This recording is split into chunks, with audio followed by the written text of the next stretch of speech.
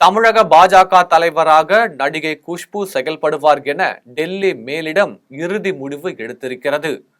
தமிழக பாஜக தலைவர் யார் என்று பரபரப்பாக பேசப்பட்டு வந்த நிலையில் இது குறித்து டெல்லி மேலிடம் எடுத்துள்ள இறுதி முடிவு குறித்து விரிவான செய்தியை இப்போது காணலாம். தமிழக அரசியல் களத்தில் பாஜக என்னும் புதிய புயலை கிளப்பியவர் அண்ணாமலை. கர்நாடக காவல்துறையில் பணியாற்றிய அண்ணாமலை தமிழக பாஜக தலைவராக பொறுப்பேற்ற பின்னர் தமிழக அரசியல் களத்தில் இப்பொழுது திமுக அதிமுகவுக்கு அடுத்தபடியாக பாஜகவும் இடம்பெற்றுள்ளது.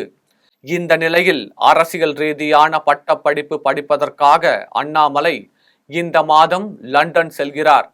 எனவே அவருக்கு பதிலாக யாரை தமிழக பாஜக தலைவராக அறிவிப்பது என்ற குழப்பம் ஏற்பட்டது.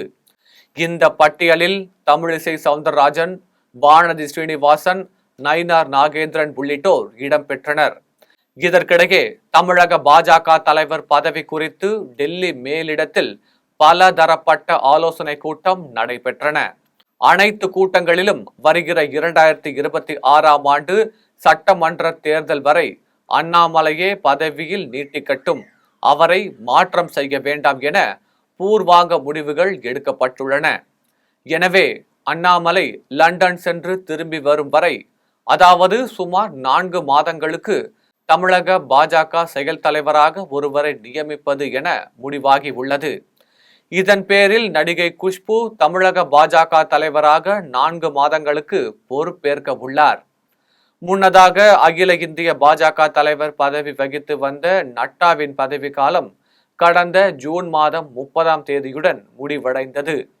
தற்பொழுது அவர் மத்திய அமைச்சராக இருக்கிறார். எனவே அந்த இடத்திற்கும் ஒருவரை நியமிப்பது என ஆலோசனை நடைபெற்றது. அந்த வகையில் மத்திய அமைச்சரான ஸ்மிருதி இரானியை அகில இந்திய பாரதிய ஜனதா கட்சி தலைவராக அறிவிக்கலாம் என்று முடிவு செய்யப்பட்டுள்ளது.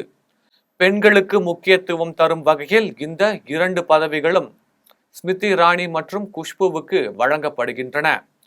இன்னும் ஒரு சில தினங்களில் இதற்கான அதிகாரப்பூர்வ அறிவிப்பு வெளியாகும் என தெரிகிறது.